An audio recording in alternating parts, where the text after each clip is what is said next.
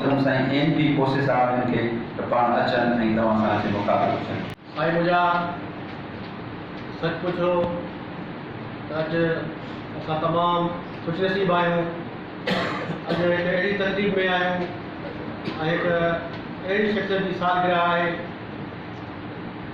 तमामु अज़ीम शख़्सियत साईं गुलाम सुचांजो खे जेको मूं सोशल मीडिया ते या इलेक्ट्रॉनिक मीडिया ते कमु कंदे ॾिठो।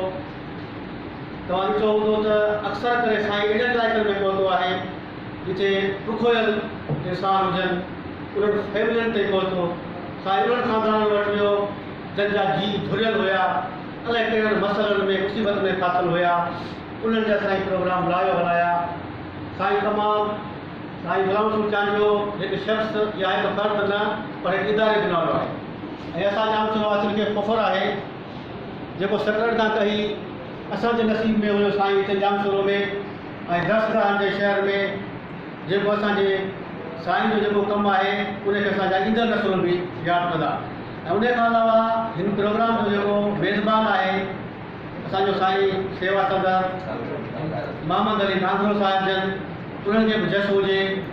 उहे तमामु क़दुरदान आहिनि, सुठियूं शख़्सियतुनि जा प्रोग्राम हलाईंदा रहनि था। ऐं इहो ई सबबु आहे त मूंखे यादि आहे त हिकु दफ़ा जॾहिं सिंध राज्य में मोहम्मद अली नागरो जी सालगिरह जी तकरीब हुई त उते वाइस चांसलर बि चई वेठो हो त मोहम्मद अली नागरो खे अखियुनि जी तकलीफ़ आहे, काश जेकॾहिं मुंहिंजी अखियुनि जी ज़रूरत पए त आउं 5 अखियूं उनखे ॾियां।